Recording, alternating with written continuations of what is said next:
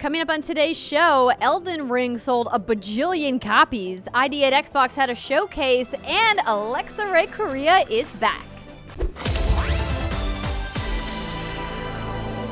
What's good, everybody, and welcome to another episode of the What's Good Games podcast, your source for video game news, commentary, analysis, and funny stuff every Friday. I'm Andrea Renee, joined by Miss Alexa Ray Corriea.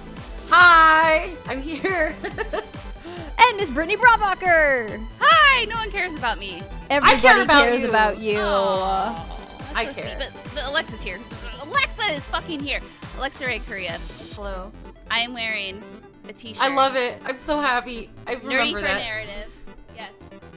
So this was, for all the OG fans, you know what this is, that's fine. But if you're relatively new, Alexa once said that she's nerdy for narrative on one of our podcast episodes from like 2017. We turned it into a t-shirt. It was very popular. And now, Alexa, you are a narrative designer. I am. How cool weirdly. is that?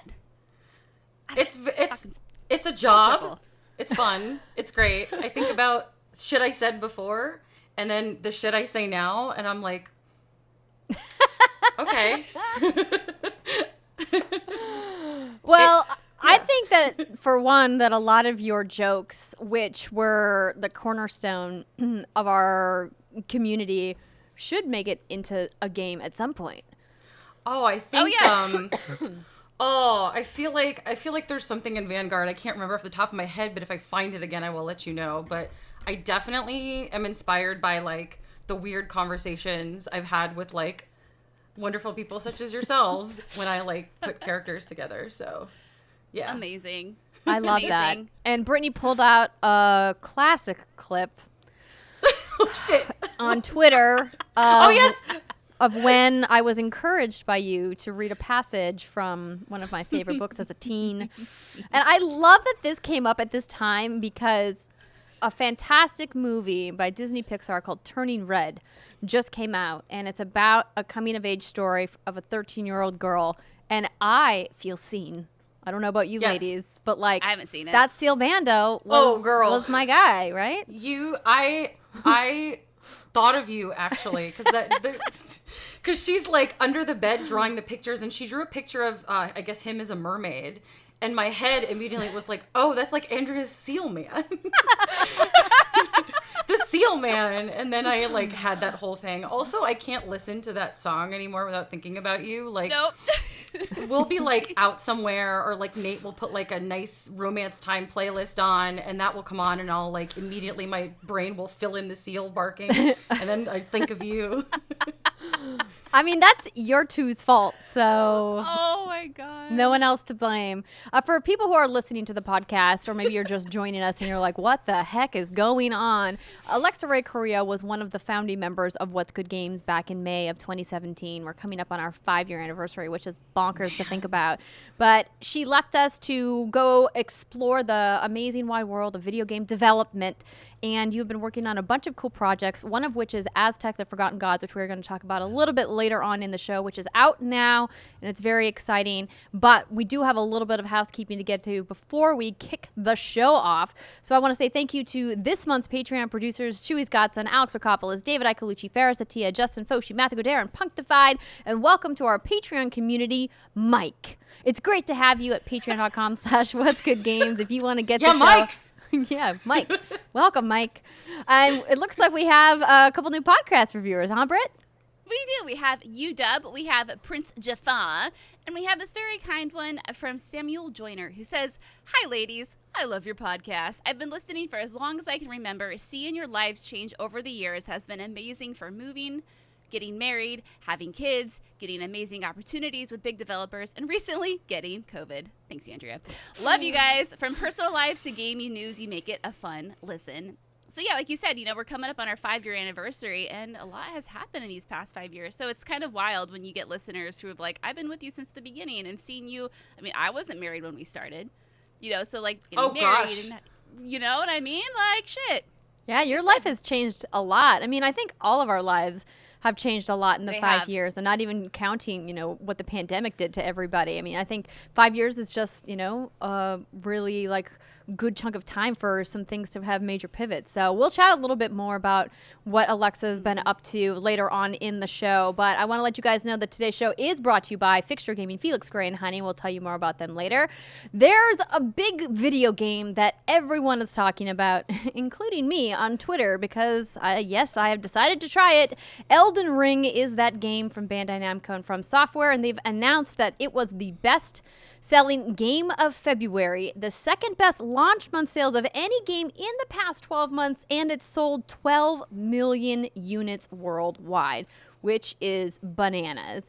And I love that the MPD Group's Matt Piscatella really kind of put it into context on his Twitter thread of like, you know, like this is, some people are downplaying this. This is a really big deal, how many copies Elden Ring has sold for a brand new IP especially. So congrats to both of those teams for a job well done.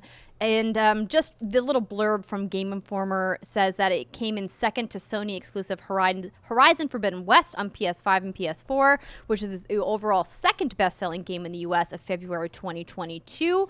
And it's Elden Ring ranked 5th best-selling games. Also hilarious. This is the giant water. I thought Brittany had a giant water bottle. Yeah, it's a gallon.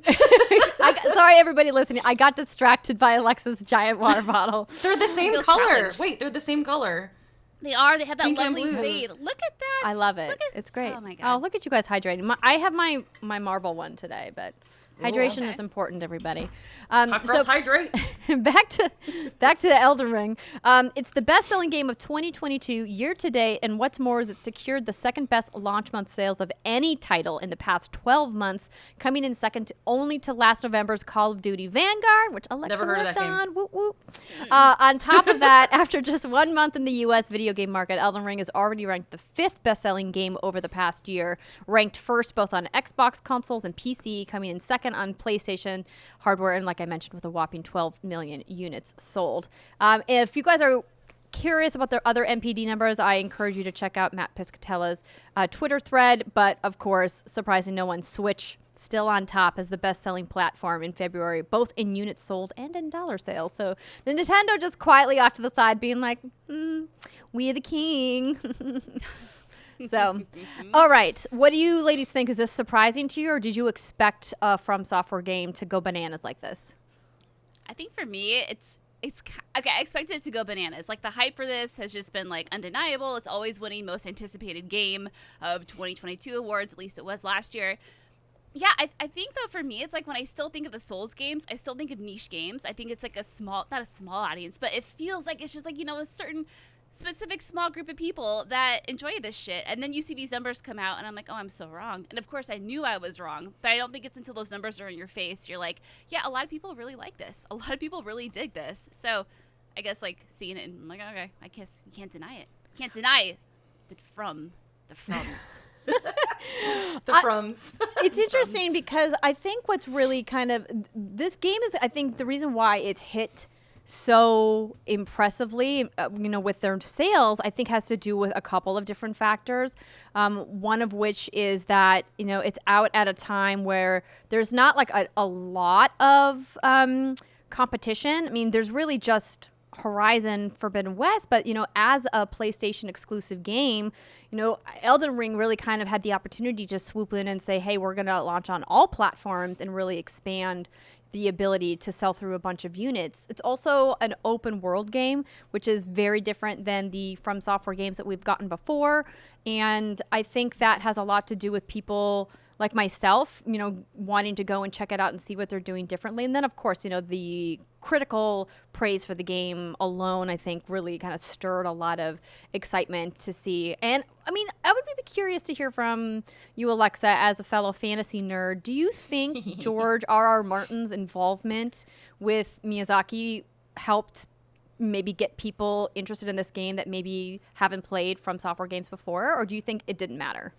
I think for people who aren't, I think, hardcore, like who don't consider themselves like a gamer, I think George R.R. Martin pinged their interest because one, dude's got books to finish and he's fucking doing this. Excuse my language. Woof, already off to a hot start. Hell yeah. He's doing this, and so it's like, well, what is so important that he needs to stop working on Winds of Winter and go work on this thing? So 1, we have that group of people. 2, there's the group of people that are like me who just struggle with Souls games. Like, definitely not my cup of tea because I don't know. I feel like I'm too dumb to play them or I'm too impatient. But everyone's been talking about, everyone in our industry who's like really into Souls games has been really, really into it. And also so many other games in the past couple of years are like leaning into Souls-like. Like Jedi Fallen Order had Souls-like bosses. Neo and Neo 2, like even Sekiro kind of like leans into Souls-like territory. Well, so I mean, Sekiro is from Software, now. So that makes sense, right? Yeah, but like the Souls or the Souls-like or the Souls-adjacent is like becoming way bigger of a genre now. So for me, I was like, well, if I don't play it, I guess I'm missing out. And everyone was like, oh, it's great. And the thing for me was, am I going to struggle with it and have fun? Or am I going to struggle with it and like regret spending that $60? But I think the hype really got to it on this one, and it hit all those different groups of people. Yeah, absolutely. Hype machine for sure. And I think it's interesting hearing from people who haven't traditionally been Soulsborne fans saying this game has really resonated with them, that they're really digging the exploration. And I'm interested to hear, more thoughts about Elden Ring when we get to the next segment, because we're going to be talking about, because as I mentioned, I've been playing because I wanted to see what all the hype was about. And of course, because it's important to check these things out. I was told by a lot of people that my love of open world games might just have a good Venn diagram overlap. So more to discuss later on. Continuing on with our news, the ID at Xbox showcase happened today. I was very grateful to be a part of that once again with the folks at Xbox and Twitch Gaming, which was super fun. Just happened this morning, and a bunch of stuff got announced. I had the pleasure of speaking with Sam Barlow, who is probably most known for Her Story at this point, but he's done a bunch of games and has a brand new game coming out called Immortality, which is an interactive film trilogy. So this was one of the big reveal trailers that we got during the game. Alexa, as somebody who now works professionally in narrative design, do you think the style of games that Sam is making is something that you think is going to grow in popularity, or do you think they're always going to kind of be niche? I love those. I think that systems like those are hard to, like, innovating new narrative systems is not hard, but it takes a lot of brain power. But I think that this is going to get more popular as more people sort of crack the code and more studios or small creators find systems that work for them. I love Sam's stuff. I thought Her Story was phenomenal. And this kind of reminds me of, because it's a quote-unquote interactive film, it reminds me a little bit of Until Dawn, which was presented like a film, and you kind of had some narrative stuff for it. And then the game that Quantum Break. I want to say Quantum Leap every time, but it's not. It's Quantum Break, where they had kind of like the TV-ish tie-ins with it that sort of played into it. But I think, like, this is interesting because I'm looking at this and this is all like live action, and I'm really cool to see how they do this. Yeah, it's different than some of the stuff that he's done before in that it does feel more like a playable movie. I mean, obviously called an interactive movie trilogy. And so I think that kind of storytelling and taking those kind of risks is something that's exciting about what's happening, and exciting about, Sam Barlow as a creator, and obviously the rest of his team as well. I'm not going to go through every single announcement. I did want to start off with that one because it was one of the bigger ones. One of the other bigger announcements was WrestleQuest. Did you two have the opportunity to see this trailer at all? No, but I'm looking at this blurb here, and it's Tag Team with Destiny, Pro Wrestling and RPG Fantasy collide in the ultimate pixel-powered adventure. Macho Man Randy Savage, what? Andre the Giant, and tons of other icons guide your way to glory beyond the ring. This hero's journey just ain't an epic quest, it's WrestleQuest. Oh my god. Who's making this? Who was making this? So this is Mega Cat Studios with Skybound Games. And on this stream today was Jeff Jarrett and King Booker, some, legacy wrestlers, and it was really interesting to hear them talk about the importance and the history of storytelling in wrestling, because the wrestling games I think a lot of us know about are really focused more on the fighting and the brawling, right? And this game is focused absolutely just on the storytelling, and it features some really iconic, well-known, inspired faces, I should say. I don't think that they're actually the true characters, probably for licensing and likeness rights and all that jazz. But I think it's going to be a really interesting one, because I saw people on Twitter kind of calling it a WWE JRPG. That's amazing. Exactly what I want. And I want to get a good oh yeah from this Macho Man Randy Savage in this. If we don't get that, my life will have no purpose or meaning. This is like, I think of Golf, was it Golf Story? The one that was on, okay, yeah. I think of that. And that was a really fun, it was a little golfing game where I feel like the golfing mechanics were relatively light, but the main focus was on the story. And I remember that was one of the first games I played on my Switch. And I'm usually not a golfing fan, but because of the fun, like, narrative tie-in and whatnot, I was, like, super into it. And I'm looking at this, and this looks exactly like the same sort of thing. Like, this looks so wacky. I need it. Oh, my God. Yeah. No, I think the internet was like, whoa, what is this game? Where did it come from? I want it. It looks awesome. It does. Absolutely. So, very fun. We also made the announcement that Tunic dropped on Xbox Game Pass today. I think people knew that the game was coming out, but it being on Game Pass was really exciting because, you know, if you don't have to pay for a really awesome game about a little fox, you know, it's better. Save your monies for something else. You know, I was, and I still am, but I was more excited for Tunic until I learned more about it. From what I hear, it's actually a fairly difficult title, and there are no difficulty options, and we were just talking about Souls games, Souls-like. Yeah, in the sense that you can only save at certain, like, torches or whatnot, and when you do, all the enemies respawn back into the world, and that it's difficult, but in a good way. Like, it's not super punishing, but you look at this, and you're like, oh, and I've been playing this game at preview events, I feel like, forever.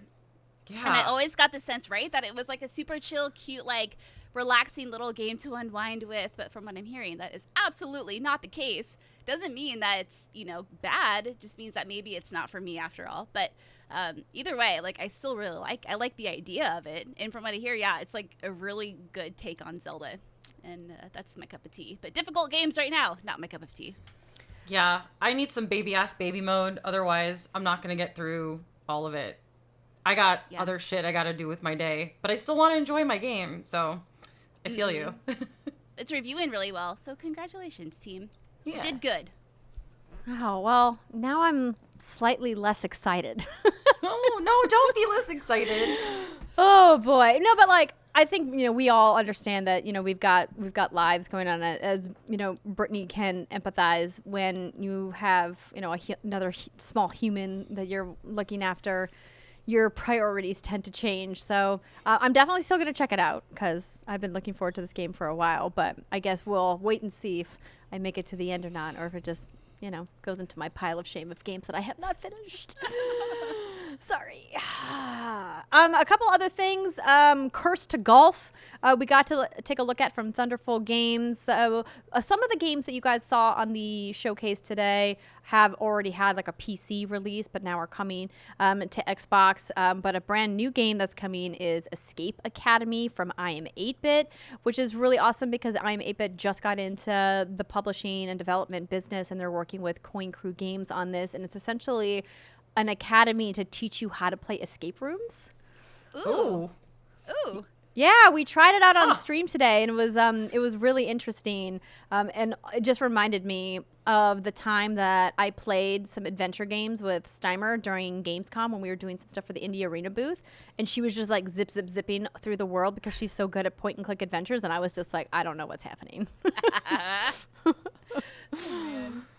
So, also Whale Fall. I saw this game and thought of both of you. It's a really interesting combination of an SRPG and JRPG in the sense that it kind of has like an anime-inspired cutscene and narrative element, but then the gameplay is a whole different kind of art style. Let me pull up the trailer for you guys. I just am made googled of whale 80% fall. anime. You guys, okay, so I just googled whale fall, and whale fall apparently is when the carcass of a whale has fallen onto the ocean floor at a depth greater than 1,000 meters in the abyssal zones. And so I googled whale fall, and all I see are whale carcasses. No! Well, no, Brittany! That's terrible. No. This is what the game looks like if you're watching at youtube.com/what'sgoodgames. Yikes. Yikes. So they named the game after the death of whales. I wonder if this is a translation thing. Was this made by a Japanese team? It's made by a studio called Whitethorn Games. Okay. Sometimes localization, look, I have so much respect for localizers. I know a bunch of them shout out to y'all, your job is hard. And having worked on a large scale game that had localization stuff going on, like they're all gods. But sometimes you make a decision with a like a proper noun that just doesn't work. And I'm wondering. I'm wondering. I don't know if they are. What is that? What is that? That is a sexy falcon. What the fuck was that? Jacked Crow Man. What? So it looks like they're was actually about based in whales. Pennsylvania, so not Japanese. Pennsylvania's a weird place. It's fine. Oh my god, I feel like we just saw a sexualized falco. I feel like that's what we just saw. You might have.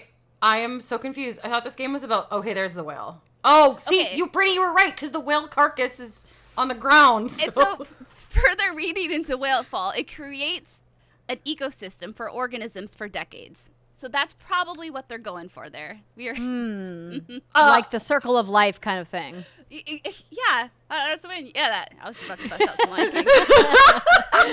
I do want to give Whitethorn Games a shout out for their little blurb on their website. It says, while our games might challenge you, they'll respect your time and they'll make sure you can play. And most importantly, they'll never punish you. We like to consider ourselves the defenders of easy games. Our games are easygoing, bite-sized, and stress-free. Wow. baby mode. Thanks. Love it. Yeah. I love that they're just like, this is our studio philosophy. And it's like, oh, it feels like it's tailor-made for us.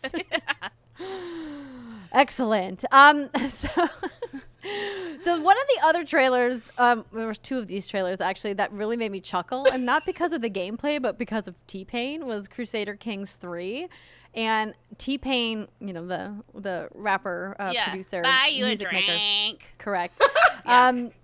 Also, obviously, very big in the video game community. If people aren't aware, he does a lot of streaming and stuff.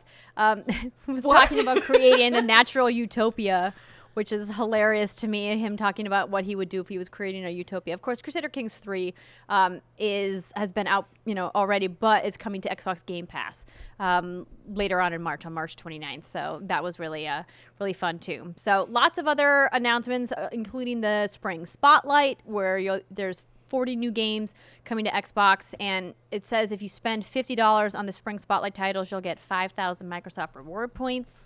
So, if you want to buy all these titles, and if you go to, I believe it's the Xbox Wire news site, you can get the whole list of all the games that are coming in the Spring Spotlight. But lots of cool stuff in the showcase. Anything else that you guys want to touch on that stood out to you? I want to give a shout out to Trek to Yomi. I think that's what it's called. Yeah, I just think it looks awesome. It reminds me of a Kurosawa samurai film, and I'm sure that's where they got the inspiration. That's all. That's my shout out. I think it looks great. That's for sure. Let me pull it up so that Alexa can see it, since she might have missed it because she was working and stuff. Show me. Oh, yeah. Big girl job. All right. Doing it As live. a vow. Oh my God, look at this. Right? As a vow to his dying master, the young swordsman Hiroki is sworn to protect his town and the people he loves against all threats. Faced with tragedy and bound to duty, the lone samurai must voyage beyond life and death to confront himself and decide his path going forward. Coming to Xbox Series X, Xbox One, and Game Pass Spring 2022. But yeah, I think this looks sick. Right? Oh, Yeah. I love that Kurosawa shit. Put it right in my veins. Yes. Yeah, the art style of this game looks amazing. Oh, Yeah, this is girl. so good. You will pay for what you've done. So it's a black and white art style for people who are listening on podcasts, and it looks like it's a 2.5D animation.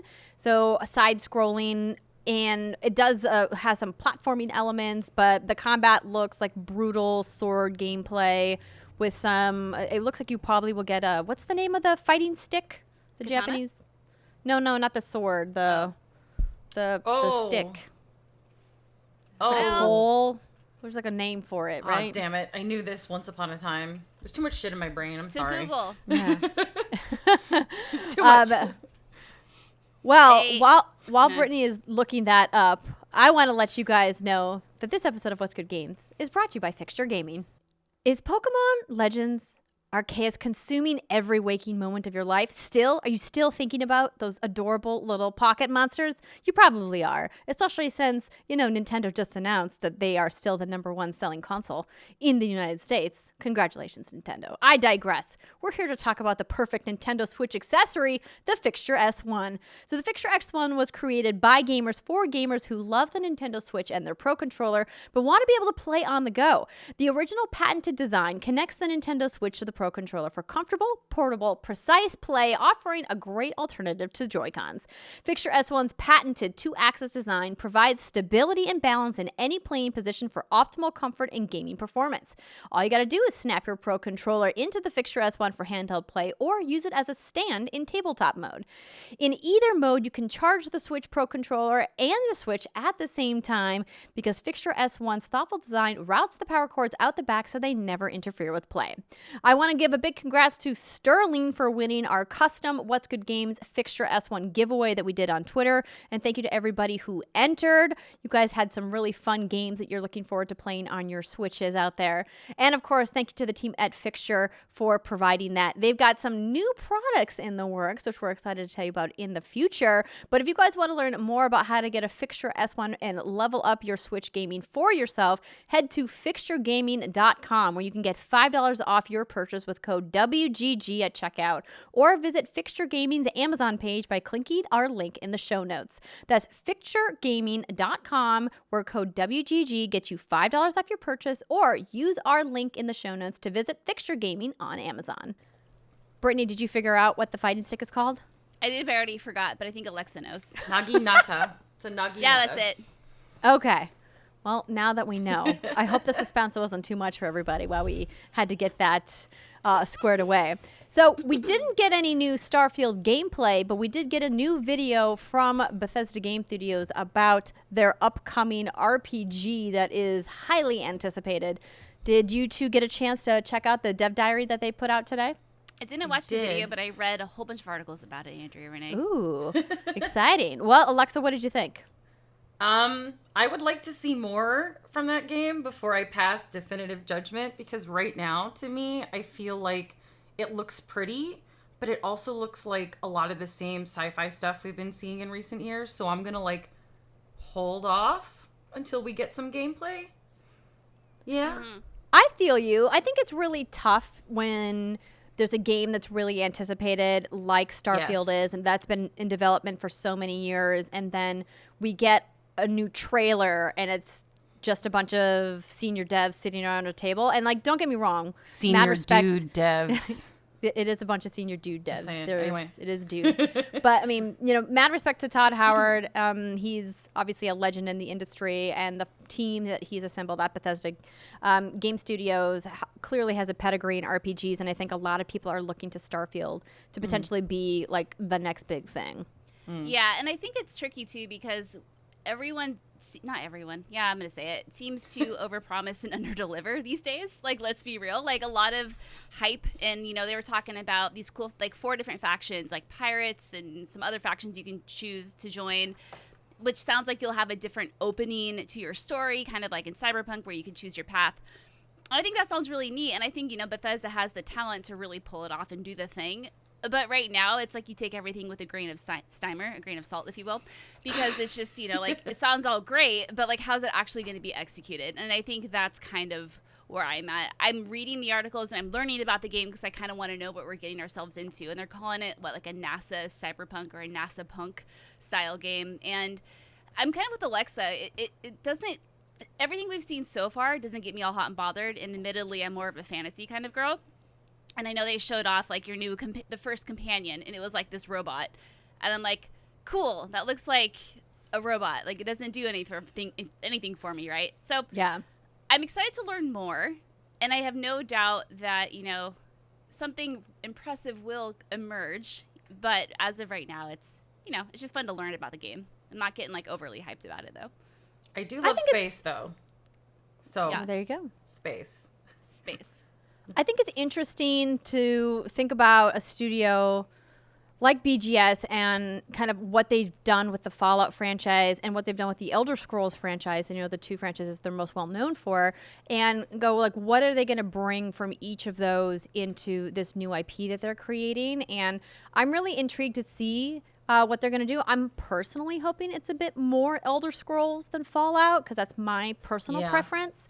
And it's not just because of the fantasy element that I lean towards more than like the post-apocalyptic vibe of Fallout. But what I really love is that, those games just feel like there's so much more, I don't know if player discovery is the right word, because there's definitely plenty to discover in the Fallout universe. But I wanted to spend more time in the world of the Elder Scrolls and not as much. And I think that has a lot to do with the atmospheric building differences between them, which is what I think is exciting about what they're doing with Starfield.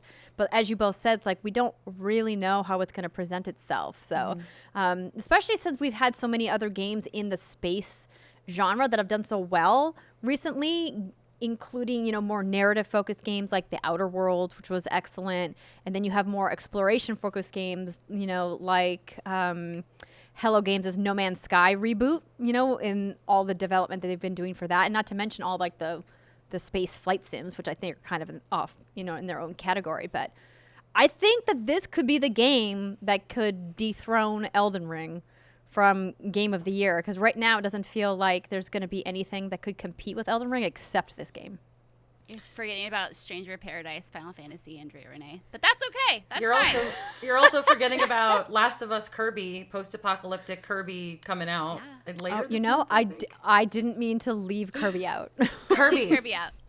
No At Kirby. the end of the And world. His little deep-throating Kirby ability remains. to suck down cars, or whatever the fuck that was all about. You know what I mean? No, but I'm with you. I do think Starfield is definitely the contender here. I mean, how can it not be? It's BGS. Like, it's hype unto itself. Like, Elden Ring, yes, I think will win a lot of Game of the Year awards. But I think, like, Starfield is this rumored. Starfield's been rumored now. Well, it was rumored since, 2013? It's like a long-ass time. Now it's finally coming to fruition, finally coming this November. Is it really? I fucking hope so. But yeah, I think if there's any Fingers contender crossed. there. Yeah, I love Horizon Forbidden West so much, but I don't know if that can be the thing that dethrones, unfortunately. No, it won't. It's sad to me that it won't, because I think that Guerrilla did a really phenomenal job for a variety of reasons, but it won't. Or forget Breath of the Wild 2, which I don't think that's happening. Can you imagine a year in which there's Elden Ring, Breath of the Wild 2, and Starfield? Yeah. I think we And deserve Horizon it. on top of that? Like, After the last get outta couple here. years, I think we deserve it. So Yeah. make it happen. I Game want day. it to happen. Fair. I'm with you on that. Gimme. A couple more quick pieces of news before we move on.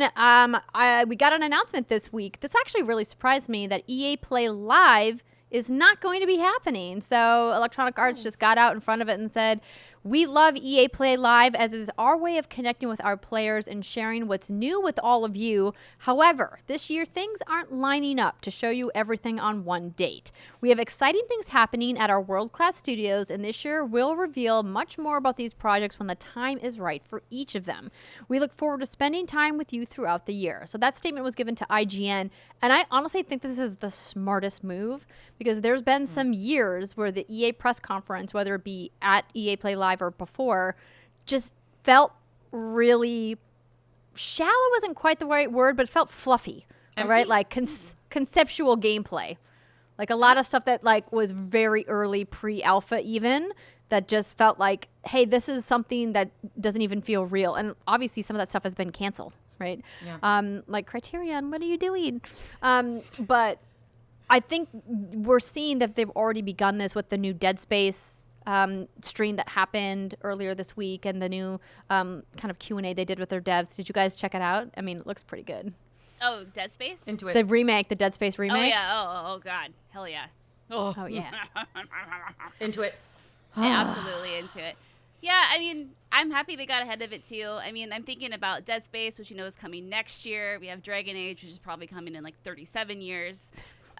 Mass Effect stuff, which I don't think is anywhere near like. So yeah, this makes the most sense, and it just makes me happy to know ahead of time, so I don't get my hopes and dreams set on like. I'm really curious to know what this June's gonna look like for E3 season. Like that's what it comes down to. Yeah. Like, Keely? What are you doing? Save us all, please. He's the only one who's like kind of stood firm to say Summer of Gaming is happening. Yeah. And he did announce that Opening Night Live is back.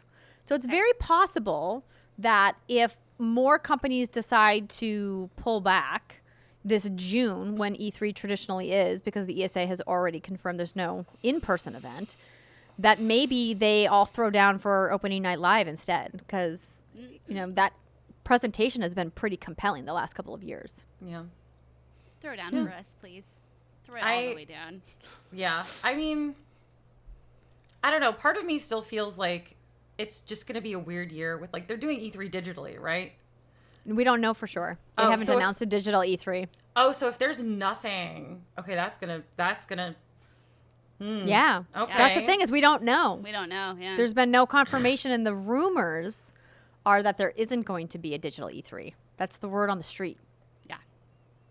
Mm-hmm. So we'll just have to wait and see. Yeah. Yeah. Well, June would be the perfect time to release something then, because nobody's at the show. We're home, so. Oh, also, EA has like 10 million Star Wars games in development. So it's those 3 you just mentioned, plus like... Yeah, they do. Thousands of Star Wars. Just all Star Wars all the time. Lots of wars in those stars. I do want to, speaking of award shows, talking about Jeff Keighley and the Game Awards, I want to give a shout out to our friends of the show, Steven Spahn and Alana Pierce, for the Video Game Accessibility Awards that happened last weekend. If you guys missed it, you can catch it on either of their channels. I believe you can find the VODs. And they had an amazing lineup of categories that they were presenting to give, some accolades to developers who are doing good things in the name of accessibility. So just a couple of quick highlights.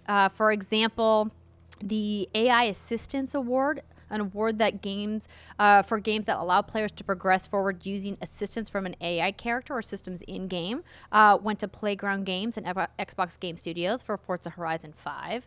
And the Remapping Award went to Square Enix's Final Fantasy XIV and Walker, which is awesome. So if you guys want to take a look at all of the categories again, you can head over to ablegamers.org, I believe is where they have that. Or, of course, just head to Charlotte Lazard on any of her platforms. She's got the links everywhere as well. So I just want to give them a congrats.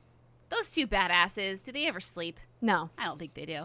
And they're always like joking with each other on Twitter, which is hilarious. If you guys don't follow them on Twitter, highly recommend. They have really fun banter. They do. All right. Well, that is going to do it for our news segment. We had a couple quick bullet points. Tiny Tina's Wonderlands, which is coming out very soon, announced that they're going to have full crossplay at launch and local split screen, Brittany. Thank God. Halo Infinite, I'm looking at you, motherfuckers. I love you. I love you so much. One of my favorite games of last year. But come on.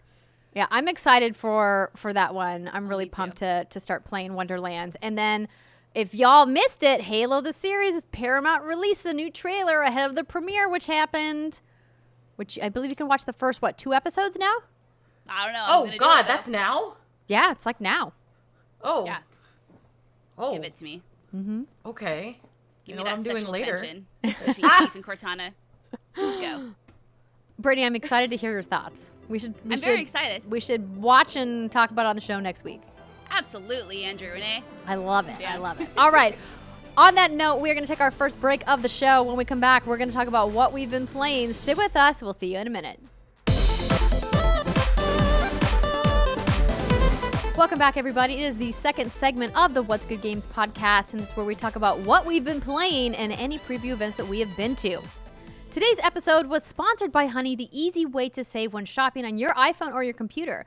Now, online shopping is a way of life for all of us as we enter year 3 of the global pandemic. I know, it's crazy, but it's just so convenient to shop online. But you know what isn't convenient? searching for the internet promo codes when that little box at checkout taunts you that you could be saving money, but you don't know the secret password? Thanks to Honey, manually searching for coupon codes is a thing of the past. Honey is the free shopping tool that scours the internet for promo codes and applies the best one it finds to your cart. It works by going to just any of your favorite sites, and when you get to checkout, the Honey button drops down and all you have to do is click Apply Coupons. Wait a few seconds as Honey searches for coupons it can find for that site, and if they find a working one, boom, you watch the prices drop. So I've been buying a lot of baby stuff lately. Shocking, I know. And I was searching for a bookshelf for in the baby's room, and I used Honey when I went to go check out this bookshelf, and it saved me $100. I was just prepared to pay for it outright because buying furniture is really difficult these days. But then all that apply coupon button saved me a ton of money. It's great. I love Honey. I personally have earned over $400 in gift cards with my Honey Gold just by using their browser extension. I talk about this all the time. If you're not doing this, you're just missing out on free stuff. And Honey doesn't just work on desktop. It works on your iPhones too. Just activate it in Safari on your phone and save on the go. Now, if you don't already have Honey, like I said, you could just be straight up missing out. And by getting it, you'll be doing yourself a solid and supporting What's Good Games. Win-win, right? Get Honey for free today by going to joinhoney.com/whatsgood. That's joinhoney.com/whatsgood. This episode of What's Good Games is also brought to you by Felix Gray. 5 years ago, Felix Gray set out to create eyewear that would improve daily screen time, and today we are more on our screens than ever before. Not your screams, help you. Help protect not only your eyes, but your overall health with Felix Gray lenses. They are designed to filter 15 times more blue light, the pesky little side effect from screens that can be tough on eyes and disruptive to your sleep, and nobody needs that. Some of the major sources of blue light in your life could be phones, tablets, computers, TV, Kindles, and even LED light bulbs of all things. And how do you know if blue light in your life has gotten to you? Common symptoms from spending too much time in front of screens includes headaches, blurry vision, dry, tired eyes, and trouble sleeping. Plus, exposure to blue light at night can lower the production of melatonin, the hormone that regulates sleep. Now, Andrea is currently wearing her Felix Gray glasses, and she looks fabulous at that. Now, what are you wearing, my dear? Thank you. So these are the ones I wear all the time on the show, the clear Roblings. I love them. They're so lightweight. Getting my prescription in them was super easy, and they don't have the yellow tinge that some other blue light glasses can have, and so I just really love wearing these. They're one of my faves. And you look so dang good while you wear them, too. Thanks. Look at you. Yeah, girl. If you want to look as fabulous as Andrea, it's not easy to do. You can go to our URL, which is felixgrayglasses.com/games. Non-prescription and prescriptions are available. Check them out now. felixgrayglasses.com/games. That's FELIXGRAY glasses.com/games. Free shipping, free returns, free exchanges. felixgrayglasses.com/games. Let's talk about some video games. Yeah. Oh boy. So, before we get into the Elden Ring discussion, which I'm glad that you've been playing, Alexa, so we can compare. Brittany Playing is a light word. Yeah. has gotten some early access to the upcoming Tango Gameworks game, Ghostwire Tokyo. Oh my God. Yes, Hit I me. have. I'm going to hit you, baby girl. Okay, Hit me so hard. Oh. God, I've missed you. God, it feels so good to have you back. So, yeah, first of all, thank you, Bethesda, for the code. I'm going to burp. Yeah, I hope you didn't hear that. All right, so this game, like Andrea said, is developed by Tango, published by Bethesda. It is out March 25th. And if you have the deluxe edition, you can start playing 3 days early on the 22nd, because you fancy as fuck. So there are a lot of moving parts to this game, and I'm going to try my very best to cover as much as I can. I have notes in a semi-organized manner to try to, go through everything, because there's so much going on in this game. But please, ladies, feel free to interrupt me if you have questions. Sure. All right, let's do it. Okay, so the premise of Ghostwire Tokyo. So 99% of people in Tokyo have disappeared, and there are now these spirits known as visitors that have kind of taken over Tokyo. And you play as Akito, a young man, I think he's 22 years old, who has somehow survived the incident. And you are now possessed by KK, who is a spirit detective. Love KK... it. I know, right? It's so wacky. I love it so So much. anime. It's so anime. It's so I love anime. it. I'm so happy you're here for this episode, Alexa. Oh my God, it's brilliant. So KK grants Akito special powers, and they are both looking for different people, but of course, throughout the course of the narrative, their goals sort of align. And now I can only talk about the first 2 chapters of this game, which works out because I've only played the first 2 chapters of this game. I've spent about 10 hours in the first 2 chapters, and I'm just going to get ahead of it. I don't recommend doing that, and I'll get into that further down the line. But I know some folks got through the first couple chapters in like 3 hours, 4 hours, and I definitely think that's the way to go. So anyway, the setting of Ghostwire Tokyo is a dark, dreary, oftentimes rainy Tokyo, and I mean, I think it looks absolutely gorgeous. I'm not playing on graphics mode. I'm playing on the other mode, quality. Your performance mode? Thank you. Yes, I'm playing on performance mode because I Prioritizing love, frame rate, right? Absolutely. I love the smooth, buttery gameplay.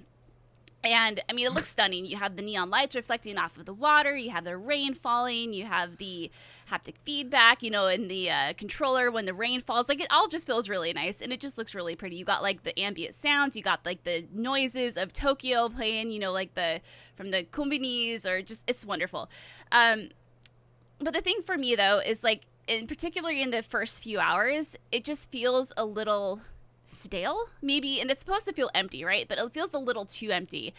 And as you play, though, and as you acquire more powers and kind of open up a little bit, it feels like it should be that way. But in the very beginning, you're just kind of like, okay, this is almost boring in a sense. But I'm happy to report that it does get better.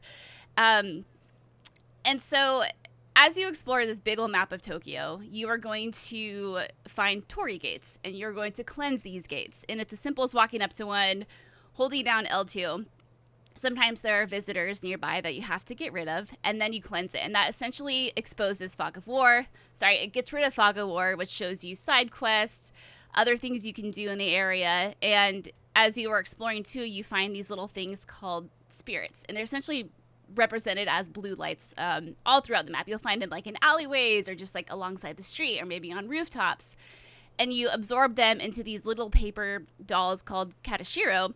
And then you take that, you can absorb a certain amount of spirits at a time. And you take those to little telephone booths, you deposit them, you get money and XP.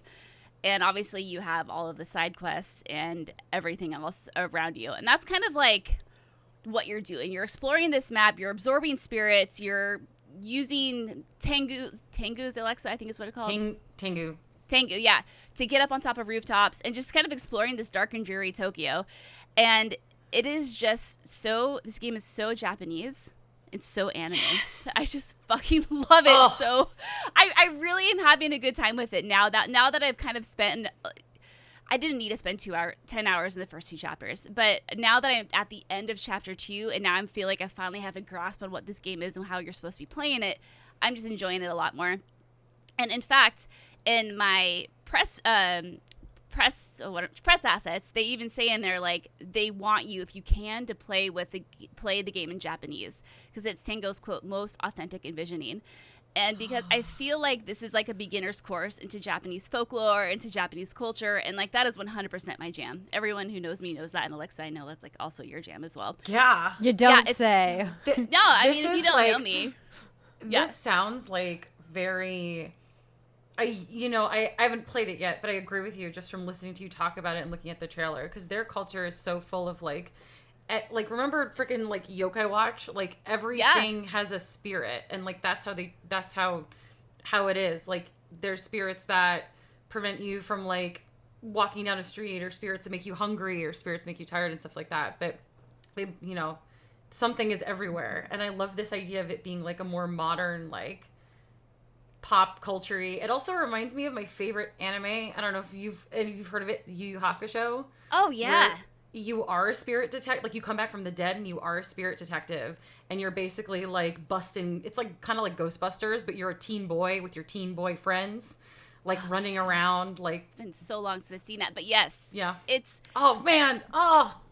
And what I also just love about it too is everything is just rooted in the culture. And so you have these side quests, and I would say like most of the side quests I've done actually haven't involved combat. It's mostly just something that, and some of the quests maybe only take like 3 minutes. It's like, yo, there's a spirit, or there's a door that disappeared in a hallway. Like, what happened with that? Like, I don't know. So you go to the hallway, and there's like this yokai that in Japanese folklore is known for making like doors disappear or some shit. Like it's stuff like that. And then you get a codex entry or a database entry in your pause menu where you can actually like read up on all of this stuff. And that's just like what I love so much about it. And it's weird. And I mean, it's weird to us because like that's, you know, if you lived in the States your whole life, like it's weird because it's different, but it's creepy, kind of sci-fi-y, kind of weird, but it's also so fucking cool. And I personally, as you know, I love that shit. So speaking of like the database, there's literally like paragraphs written for like consumables. What is a rice ball? Like how are rice balls made? Like it's in there. Who are these characters? Like there are random in-game files that you can find. Like who are these creatures? What are the visitors? What are Tengus? What are KK's notes? What is a Hanya? You can find relics. Like what is the purpose of a golden tea bowl? What is like this thing that they use at shrines? And it's also carefully written. And I mean, I'm just finding myself spending so much time in that. But it's just, obviously, again, I can't stop gushing about that. But okay. When Andrea and I watched the behind closed doors, air quotes here, behind closed internet doors preview, I think one of the main things we were both like kind of scratching our heads about was the combat. Because when you're watching someone using all of their ethereal weaving, their fire, the water, the wind, you're kind of trying to figure out like what the hell is going on. And so you have ethereal weaving, which is this cool ability that KK gives Akito. KK gives Akito the ability to do this. So you have fire, you have water, and you have wind. The best way to think about it is fire is like your big AoE damage. You can cast fireballs, and it has lots of splash damage. You have your water, which to me so far seems more like the balanced move of all. And then you have your wind attack, which is like your pew-pew, like your submachine gun type move. Because this game very much feels like a first-person shooter without guns. Ooh. And so if you're watching this trailer, like there's the fireball, there's the AoE damage, that's the water right there. And so it kind of depends. Like, you know, if you have a lot of dudes on you, like maybe you want to cast a big fireball. If you have one on you, maybe you would just want to use the water. What the hell is that? I have not seen that creature God, before. Oh, that was a surprise. Yeah, and so you have those three that you can swipe between and use. I say swipe because you can use the touchpad on the DualSense.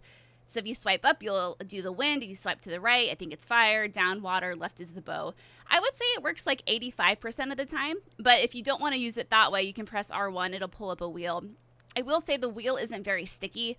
So sometimes you accidentally like select something you don't want to use. And combat doesn't come to a complete stop. It just slows down immensely.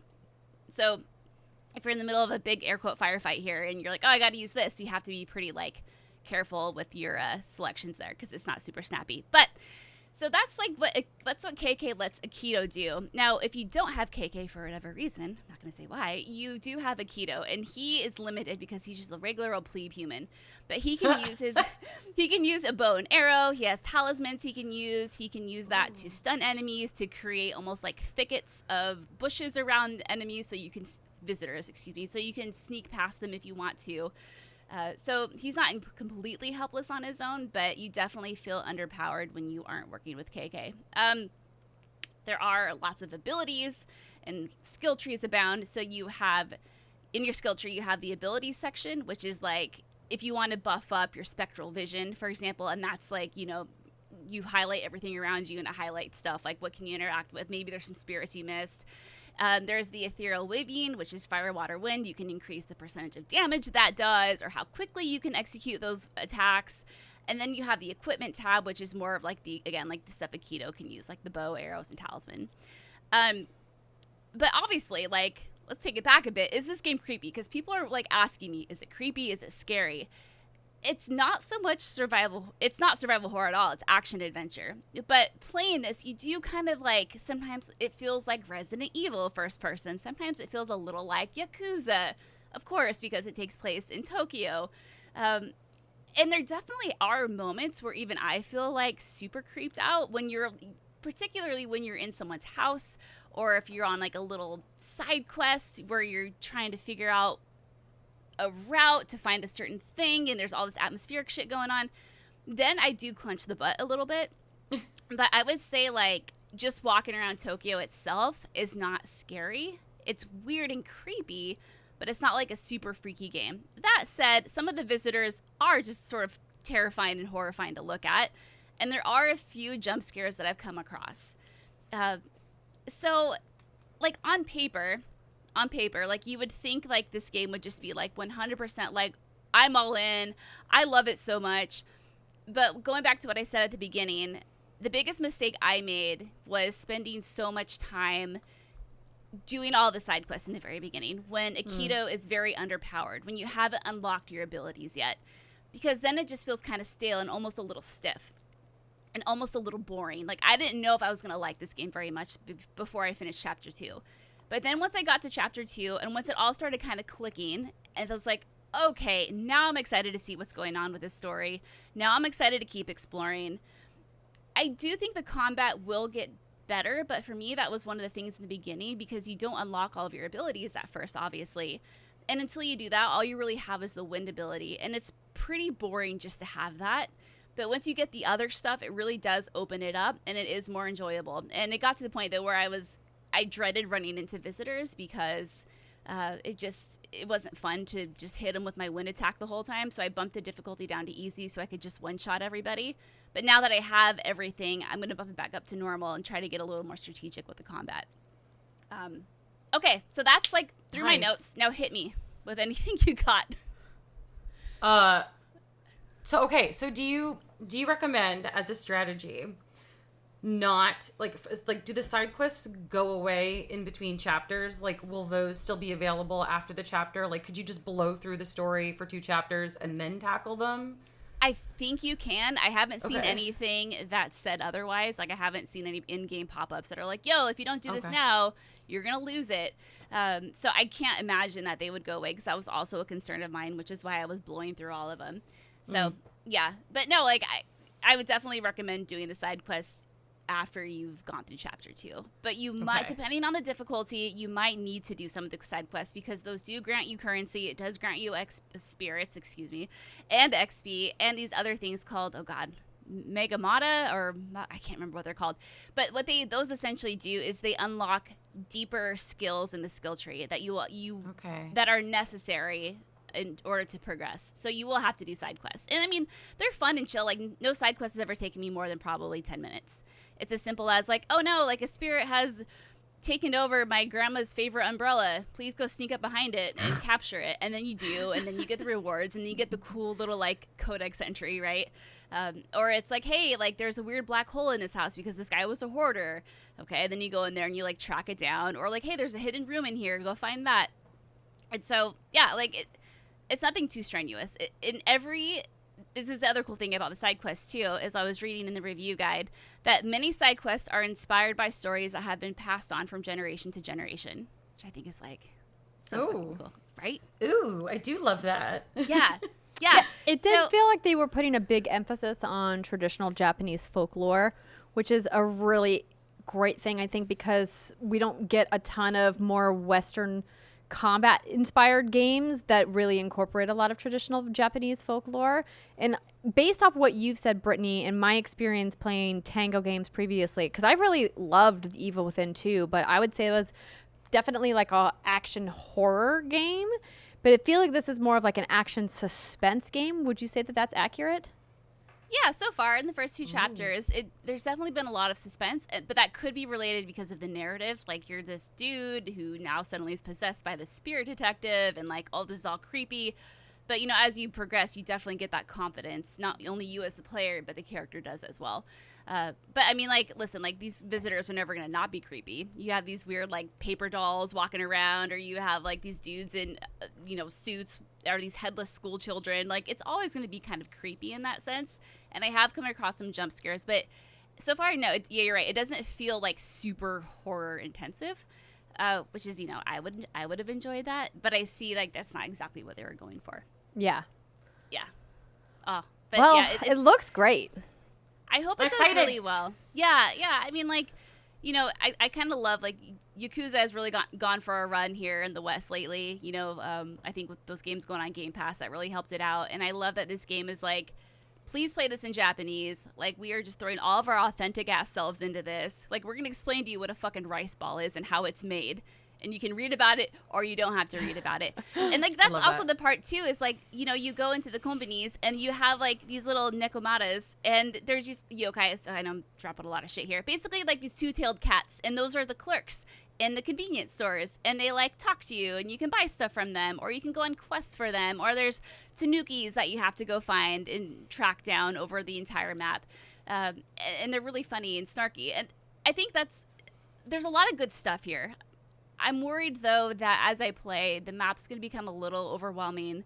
And I can't help but wonder if maybe, and again, I haven't finished the game yet, obviously, if maybe it was cut in half, maybe the map size cut in half, a little bit more of a streamlined map to roam around in might have suited this better. But we'll just have to see how it plays out. But right now, a lot of good stuff. There's tons to do, and I'm sure I'm missing a lot of shit, too. There's just a lot of moving parts of this game.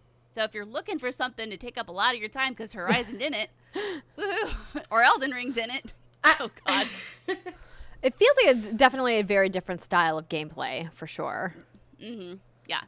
Cool. Well, thanks for the in-depth report on Ghostwire Tokyo. It is technically not out yet, but it is coming out next week, correct? Mm-hmm. Yeah, the 25th and then the 22nd if you have the deluxe edition. Nice. Awesome. Well, let's just keep things moving here. I am glad that you are here for a variety of reasons, Alexa, but I didn't know that you were playing Elden Ring, but I'm so glad you have been. So you can talk to me about your experience playing Elden Ring. So let's start with you and what you love about Elden Ring, or, you know, what you want to rant about Elden Ring on, and kind of what your expectations were going into this game. So I need to preface this with, this is the whole thesis. I am extremely bad at Elden Ring. Like, I am so bad at it. I've never been good at Souls games. Me too. I have the patience. I have the patience of a goldfish. Like, if I am like, I'll be the person that quits a boss fight on try 3 and is like, fuck this shit. And then I come back like a week later. Elden Ring, I die repeatedly. I literally walked into the first area and was like, hey, what's going on here? It was immediately like freaking like flattened by whatever the heck that first thing was. I was the like, tree sentinel? Yeah. Was it a big knight on a horse with a big golden shield? No, it was I think it was like something with multiple legs that looked kind of like a spider. Oh. This is my whole Elden Ring experience is literally like, if somebody just set me loose in like the woods and I was just like, oh, okay. Like, I'm literally, I think I've spent so little time actually killing things. I mean, I've been killed a lot, like, just to preface that. But the thing that I actually kind of like about it is that I'll walk into a situation, get completely like trounced, and then when I come back to life, I'm like, I don't mind that. I'm going to go this way this time. And then I'll get killed by a completely different thing like 10 steps that way. Like, I feel like because, and you mentioned this earlier in the podcast about how it's open world and it's a little less like Bloodborne and the other Souls games kind of funnel you a bit and they like push you down a certain way. And Elden Ring's like, go. Be yourself, Tarnished, like, go. And I've re-rolled twice with 2 entirely different builds, and I'm now I'm more hours into like the second build. But I love that game makes dying like not so much of an inconvenience, because you can just get up and go do something else. Like, I don't even mind that I like haven't killed a lot of major things yet. Like, my whole timeline right now was like, finally beat Margit, and I'm like, I don't know who that bitch is yet. Like, I'm entirely somewhere else. I don't know. But in a game, normally I would put this game down and I'd be like, oh, it's too hard. I'm going to go back to playing Arceus for the millionth hour, because I put like 100 hours into that game. Unsurprising. But I'm not. Yeah. But I'm not. I keep just going back to it, and I'm kind of like, in that way, I'm getting a little bit better. Like, I'm still like comically bad. Like, just play yakety sax over the entirety of me playing that game, because that's literally me when I get, what is this? Dead. Oh, okay, I guess I'll go this way. Oh, dead again. Okay. It is such a hostile place. It's so hostile. The land between. There's just like, I probably like 1% of the characters in Elden Ring don't want to eat your face off. Maybe Like half 1%. of 1%. The other 99% are like, you die now. It makes me wonder, like, I would love to know exactly, precisely, and I'm sure we'll never get this answer, and the answer is probably, like, one thing, but I want to know exactly how many things George R.R. Martin was involved in, because I feel like Miyazaki came in and was like, all right, so there's this giant rooster that swoops down and pecks you to death, or, like, there's this, like, weird baby head thing in here, and then there's the, God, what's his name again? The Margit? Pot child? No. Oh, the pot. The one that I don't showed know up what at the the Game official name of that Awards. character is. Yeah, pot boy. I don't know. Like, It's literally like a cauldron with arms. It's like a sentient cauldron. cauldron man. Is that like, the thing you poke in the ass? You poke everything in the ass in You Elden poke Ring. a I don't couple know if you things know in the this. ass. There's a lot okay. of butt, I saw there's a a clip lot of where butt stuff in this game. Yeah, I saw a clip where someone was poking it in the ass, and it's like, oh yeah, poke it harder. And I was like, oh. That's the whole strategy of Soulsborne games is hit it in the butt. yeah, in the butt. All right. Yeah.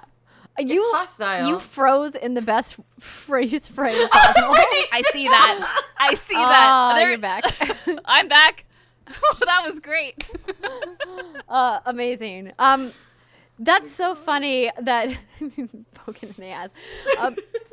I'm so glad that you talked about how it's kind of gotten its hooks in you. So I had tweeted that, I was going to start this game, and I made a joke about, how many hours do you think before I rage quit? And the gamut of responses was actually really fun.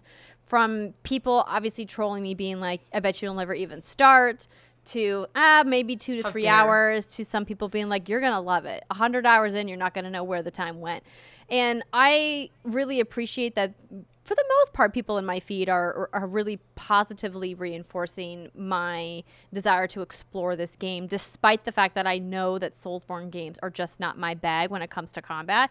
As an avid shooter fan and somebody that loves high-speed FPS gameplay, it's just a very different style. It's like a very slow, methodical way of playing that I really, like, my ADHD self is just like, I ain't got time for this. I cannot focus on the fact that you're just looming towards me very slowly and are going to club me to death in 2 shots. And I need to figure out how to get this gigantic health bar down when every time I hit you, it's like the tiniest little notch of red disappears. And I'm like, oh no, this is going to take forever.